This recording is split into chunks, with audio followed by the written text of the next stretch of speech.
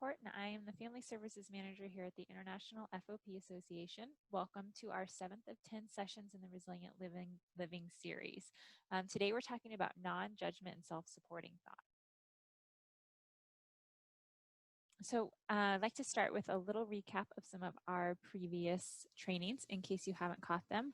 And it's also important to go through these because the resilient living framework really builds upon itself, and many of the facets are sort of interconnected. So what we talk about today in non-judgment and self-supporting thoughts has some foundation in some of the other facets that we've discussed previously. So I'm going to start with the first one, which was emotional acknowledgement. This is really being aware of your emotional state. So it's having the ability to name and feel your true feelings without judgment, without trying to stuff, ignore, or talk yourself out of your emotions. So we discussed in this training how we learned that denying emotions goes in the opposite direction of effectively coping with life stressors. And also, emotional acknowledgement is about remembering that when you acknowledge your emotions, you're able to diffuse some of the energy behind them. So something that we focused on every session, and that's important to remember, is that when we talk about resilience and stress, those emotions that we experience as a result of those stressors is unavoidable. So we know there's nothing we can do to prevent those things from happening in many cases, but we can be aware of our emotions and feel them without letting them drive the bus. So that's kind of without letting them impact our actions or how we treat other people or how we think. So that's something that we'll talk about more as we really get into the meat of today's facet, that how our emotions can really impact how we think. So it's important to realize that connection. And then one other thing that we've seen, and that we'll discuss more today, is that each of these 10 facets, there's a lot of that connection and influence. So the next one, self-calming, is also going to be really important. It's very intertwined with emotional acknowledgement. It's going to be really important for what we're going to discuss today. So self-calming is being aware of our stress response and actively working to recover in the moment. So we know that when our body is stressed, we're triggered into a fight, flight, or freeze response, and that there's a physiological chain of events and consequences for our body when we enter that response. So it doesn't matter if it's a big stress or a little stress, that same biochemical reaction happens. And especially when our body is put into that response repeatedly over time, it can have a very negative impact on our health. So staying connected to your breath and to yourself is one of the quickest and most effective ways to help regulate that nervous system and that response. We talked about the analogy of flipping the lid. So, if we think of how our upper and lower brains work together, usually to help us solve problems, when we go into this stress state, there is a disconnect. And so what we want to do is work to close that gap and help those two different sections of our brain, some of our higher functioning skills such as reasoning and problem solving, work with more of our instinctive skills in the lower part of the brain. And we also talked about mirror neurons and why they're a critical part, especially if you're looking at your interactions with others. For you, it's really important to be calm before you can really model that behavior for others, because people have neurons that recognize what they're seeing. And so if someone else sees you calm, it helps them be able to regulate their nervous system. And then lastly, similar to emotional expression, not letting our emotions sort of drive the bus, we talked about how we can't prevent stressful things from happening, but we can bring ourselves back from those stressful reactions. So with emotional expression, it's not letting that emotion impact your actions. With ability to self-calm, it's not letting that stress or that emotion stick with you for too long or impact your body and that your health in that negative way. It's really about focusing on a quick recovery. So some of the things that we do to be able to bounce back quickly or to calm quickly are fill our tank. So self-care is one of the ways in which we fill our tank. It's refilling our gas tank, a car. A lot of people think of it as a cup, so that hence the picture on the right, you can't pour from an empty cup. It's really the things we do when we're not necessarily in that state of stress to be able to be in a good position to take care of ourselves when we are. So emotional self-care is one thing that we talk about, varies greatly from person to person. We dive a little bit deeper into that in the self-replenishment faucet that we'll discuss here in a minute. But that each individual really must ask, what they need in that moment. And then we spent the majority of this session talking about the three key aspects of physical self-care. So we know that there are specific systems in the body that help us recover. And when we eat, we sleep, and we get some form of exercise or movement, those systems are more optimally able to work to do that. So self-care and self-compassion go hand in hand.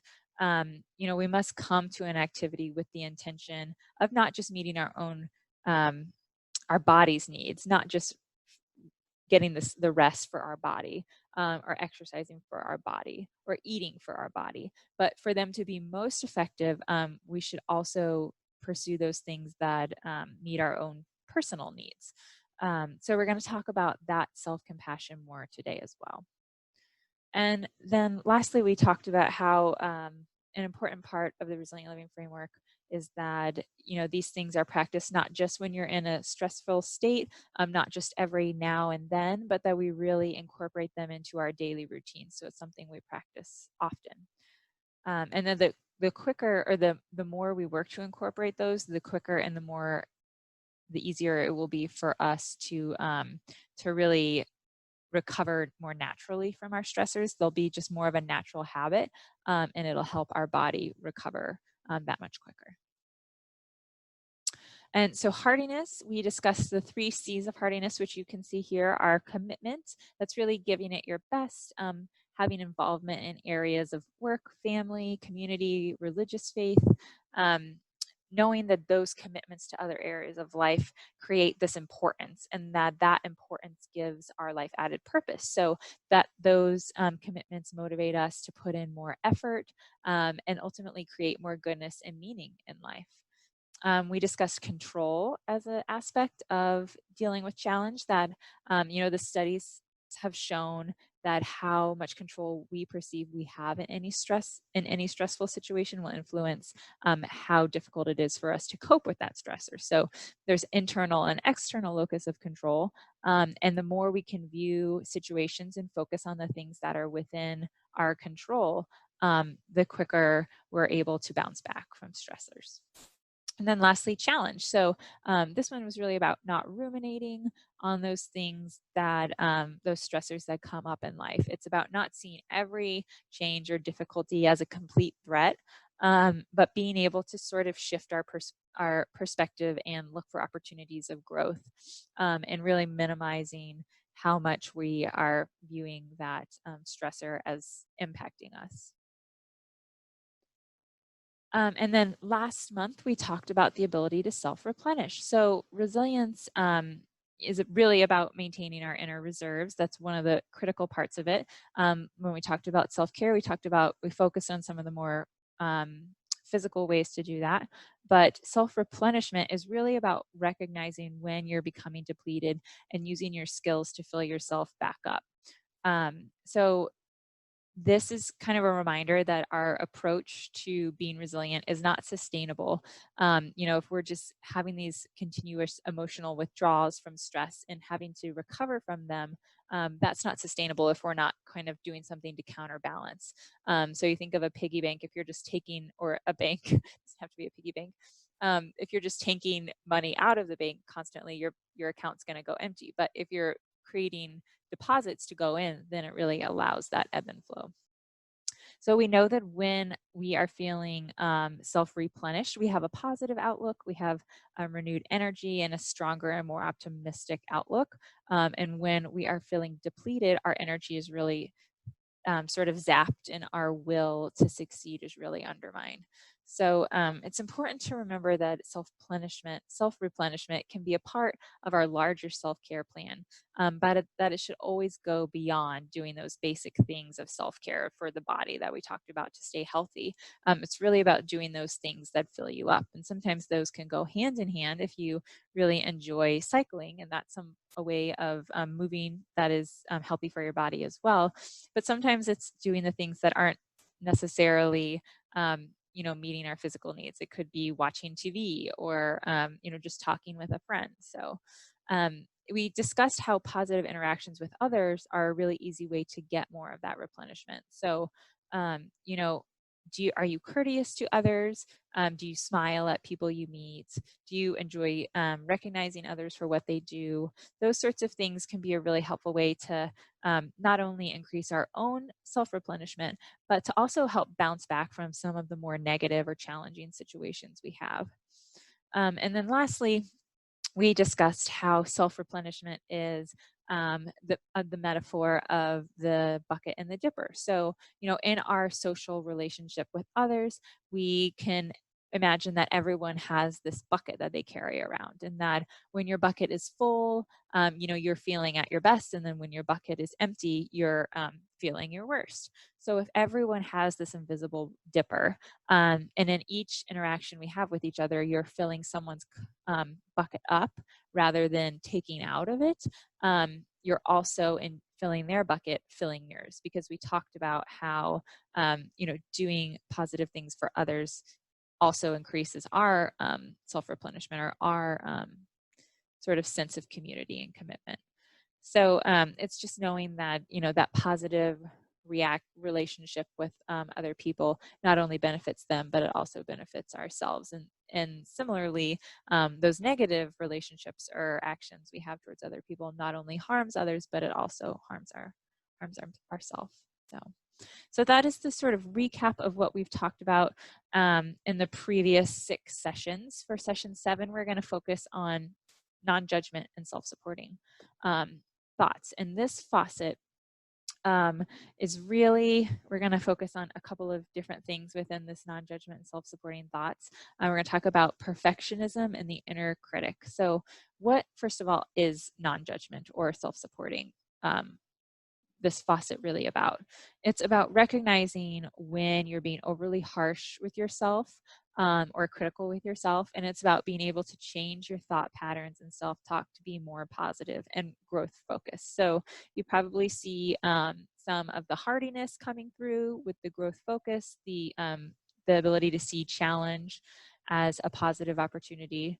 But there's also a lot of self-compassion. We're going to talk about that a little bit more, and self-calming to be able to do some of these things. So I think we're really starting to see how these faucets are intertwined and really work off of one another.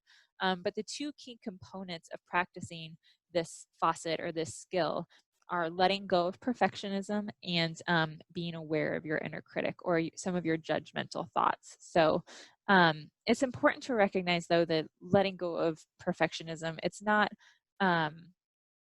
saying that, everything is going to be perfect or everything is going to be the opposite of perfect. It's just saying that there is some middle ground. So perfectionism is sort of those unachievably high or unrealistic standards that we have for ourselves. And it's really about bringing more of a touch of reality to that.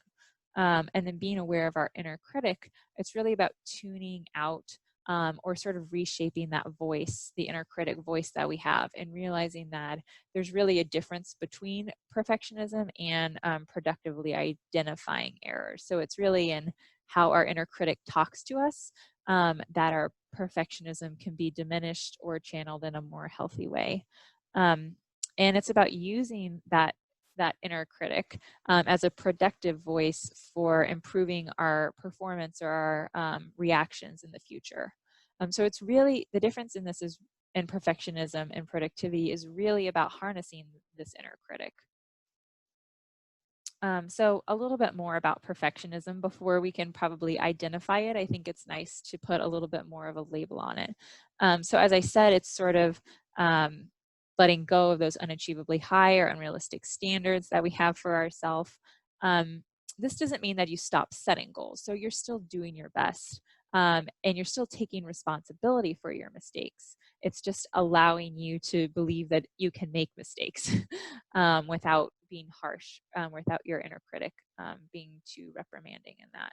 And this quote by Brene Brown, I really love as a sort of realistic view of how perfectionism works is that if we think of it as this 20-ton shield that we're lugging around, thinking it's going to protect us by always having us prepared or always having us ready for something, that's not how it works. It's actually preventing us from being able to really achieve our goals.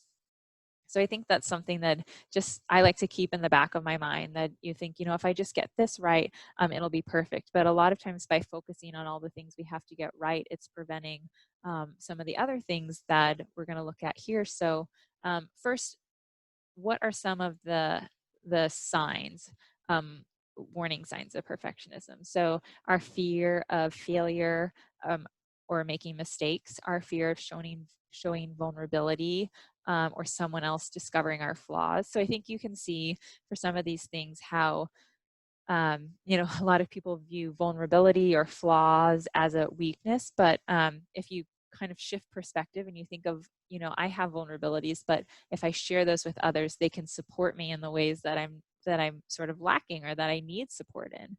And so we can start to see how perfectionism really works against us in this second warning sign. Fear of disapproval from others, feeling like who you are or what you do is never enough, all or none thinking, always or never, and then also the shoulda, woulda, coulda. We're going to talk more in an exercise later about why those can be so harmful. Constantly comparing yourself to others or your previous self and judging self-worth by your achievements.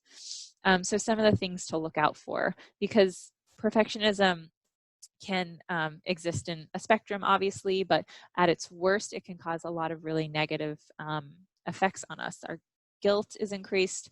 It can cause some mental health issues, depression, or obsessive compulsive behaviors, and just the general lack of belief in self. And then other harmful behaviors, and just the overall increase in stress that it brings to our life when we have this perfectionist view.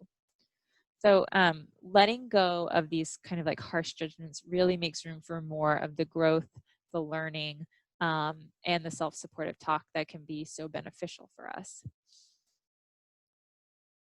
So what are some of the types of perfectionism to maybe be on the lookout for?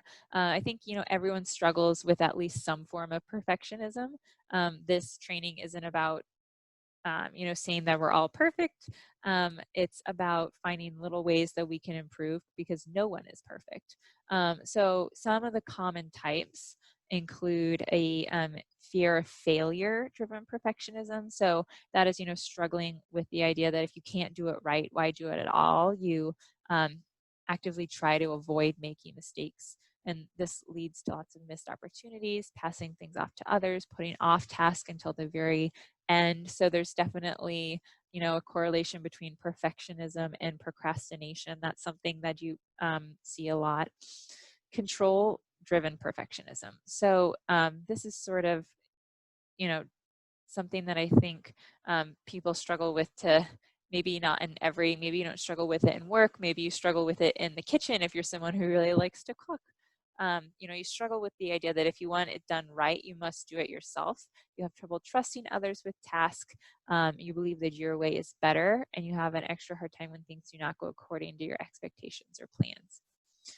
Performance-driven perfectionism. So you hold yourself to an unattainably high standard and constantly judge your personal performance, never seeming to do a good enough job, and replaying what you said or did over in your head, noting all the mistakes and flaws. So part of what we talked about in hardiness was that for us to be able to have that growth perspective, it's really about not ruminating on the challenges or the stressors in our life. It's about obviously recognizing them, but then moving on from them. And that definitely comes through in this version of performance-driven perfectionism. Appearance-driven perfectionism, so struggling with, sort of the look of things, having things need to be well organized or perfectly put together. So this affects you, but also others in your home or others that you have relationships with, feeling like your body, clothes, home, work environment all have to be perfect. And then socially driven perfectionism. So this is really about your feelings of self-worth being dependent on how everyone else is cared for or getting along. So you feel personally responsible for keeping the peace, for making sure that all social gatherings are running smoothly, and just having little grace for yourself when the unexpected comes up and those things do not happen. So you may also have your own ways of showing perfectionism that aren't listed. This is by no means a complete exhaustive list. This is just an example of some of the most common ones. And I think it's important just to note that perfectionism isn't an easy check the box sort of thing to identify and fix. It's something that we continually have to kind of work on examining our actions and being on the lookout for. So being aware of your inner critic. We've talked a little bit about what perfectionism looks like, but what does the inner critic look like? This is the voice in your head that uses harsh and criticizing thoughts and language to make you feel bad about yourself. So the inner critic tends to make you feel discouraged and hopeless. And this, like so many facets of resilience, like our emotional expression, is kind of motivated or developed by the outside world and then internalized. So you learn the inner critical self-talk from people in your past, from your environment, and also from just what we see in society or in media, the expectations that we perceive from others. So really, to harness this voice and use it as a positive power for change, it's helpful to first recognize what it might look like, and what has shaped it in the past. And maybe being aware of that, so that as you are looking to the future, you can think of some of the things that may be trying to continue to shape your inner critic, and be a little bit more protective, or take more preventative steps from letting those outside sources impact you. So how can we have more control over our inner critic? So one of the first steps is sort of creating a separation between yourself and your inner critic. And you think of inner critic as self-talk. You think, how can I create separation between what I tell myself? Um, this really requires self-compassion. So it requires us to remember that, self-compassion is giving that same kindness, patience, and understanding that you'd give a loved one, and extending that to yourself. So when you notice a self-critical statement, replacing that I with you, and then, thinking, would you say that thing to a friend or a coworker? Um, and so that's kind of a good rule of thumb to use for the thoughts in your head to analyze whether or not they are coming from an inner critic. And you can also, once you're able to identify those, take another proactive step to actually put a name to that inner critic voice. So when you start to hear yourself having some of those harsher, non-productive thoughts, you can give it a name. And sort of one of the things that they talk about in addressing your inner critic is that you have to be actively and very, I don't want to say forcefully, I'm blanking on the word, but you have to really work to push back against it. So it is a little bit of an argument sometimes that you're having to say, no, this isn't right, or no, I didn't do all of these things that my inner critic says I did. So it can help you kind of disassociate from that voice coming from you, and have it and help you realize that it's really something that you've learned from outside influences.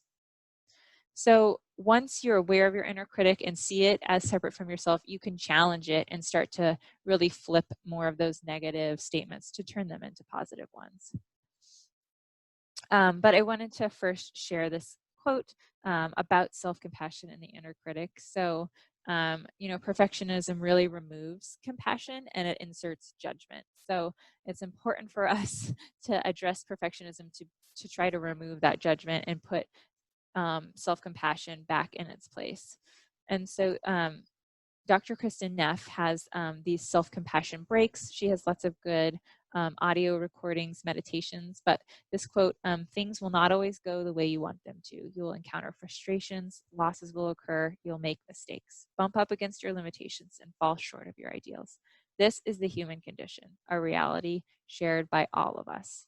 the more you open your heart to this reality instead of fighting against it, the more you'll be able to feel compassion for yourself and all of your fellow humans. So really, acknowledging that these stressors, these things are unavoidable, and rather than trying to um, make them worse for ourselves, rather than focusing on them, it's best to sort of accept that they happen, and then take a proactive approach to how we deal with them and to supporting ourselves and how we deal with them. So rather than really dwelling on them in our critical thoughts, to really start to shift that perspective to extend the experiences we have to not only our self-compassion, but our compassion for others as well.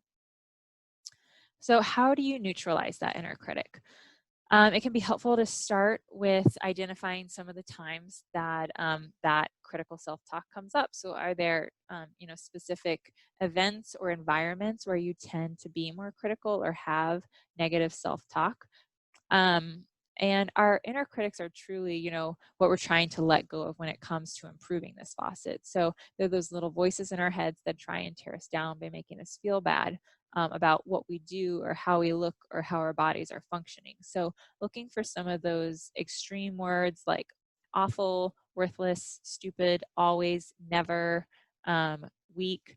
Those are good sort of alerts to recognizing that we're dealing with the inner critic. So also, looking at the environment, but our emotions. And when we feel bad or when we're uncomfortable, we're more likely to have that critical self-talk. So are there certain emotions where you can identify your self-critic being more active? Is there a theme? Is there perhaps a specific topic or subject where it seems to come up. And then taking some steps when you do realize that your inner critic is sort of expressing those thoughts, to examine how it makes you feel. And so that can be a good step to realize, to kind of going back and looking at the root of the problem. If it is something that is reoccurring, you're able to find like a theme or topic where it comes up, looking back to examine how it makes you feel when you experience that, or when you feel that self-talk, that inner critic coming through, and perhaps why you hang on to it. And then challenging those thoughts using thought stopping techniques. So this stop, take a few deep breaths, observe your body, proceed with kindness. That was something we talked about in self-calming. But if we're experiencing this critical self-talk over and over, it can be a good way to kind of stop that experience if it's a strong enough emotion for us not to be able to rephrase initially. So letting the negative thoughts go and replacing them with more productive ones, and practicing patience as we do this to retrain our brain over time. If you are in a space where you're able to actually write things down and work through your problems a little more, the flip it exercise can be very helpful. So if you can think of one statement from your inner critic, that's whether it's in the moment or whether you do it at the end of the day, and then look back and kind of circle any of those extreme language that we've talked about. And if you've been practicing this for a long time, you might not need a list of examples of positive or supportive self-talk, but I know I always enjoy reading them because it just feels good to hear some positive thoughts. So going through a list similar to the one on the right and getting an idea or some examples of how you could shift that language, and going back to your inner critic statement and trying to rephrase it in a positive or more supportive message. So an example would be, I should have done more to help.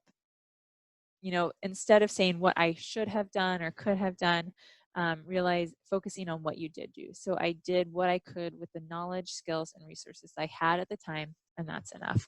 The "and that's enough" statement seems kind of trivial, I think, to a lot of people, but I think adding that can really give you a lot of the self-compassion that we need to realize that what we did in the moment is enough. Because I think a lot of people would still say, well, I should always have tried or pushed to do more. But self-compassion is really about recognizing that what we've worked to accomplish is what we were able to do. So this quote by Maya Angelou, do the best you can until you know better. Then when you know better, do better. So in that moment, you do the best you can with the knowledge or the skills you had.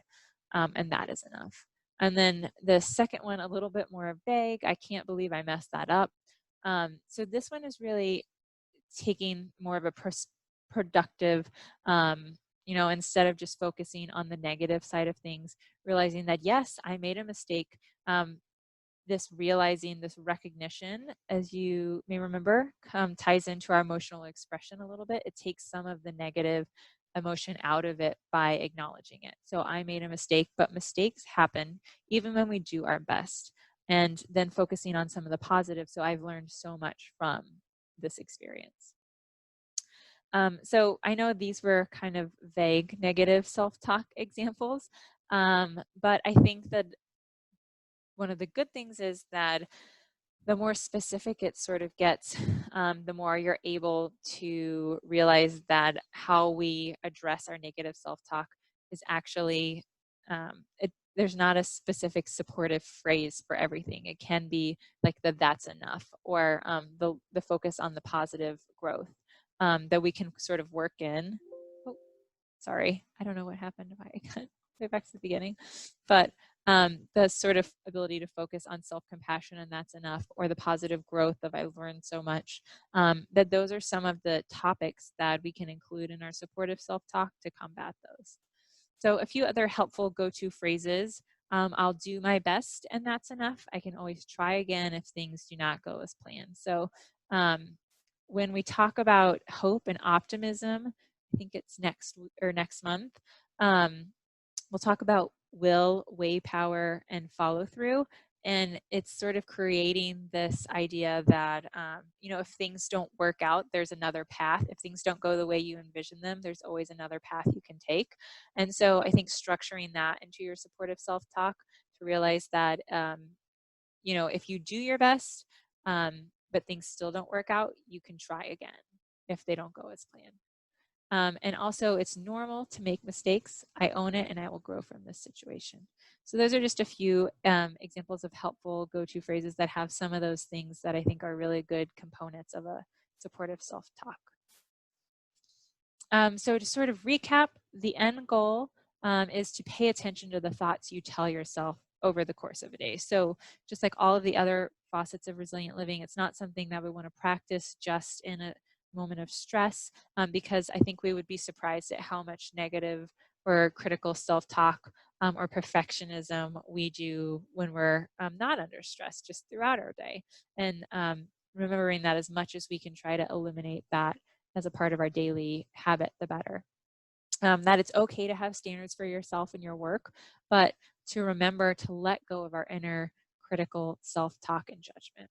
So this takes practice, practice, practice. Naming your critic and calling it out, and understanding that these thought patterns were created in the past, but that you're in control and you can make room for a more positive and supportive self-talk moving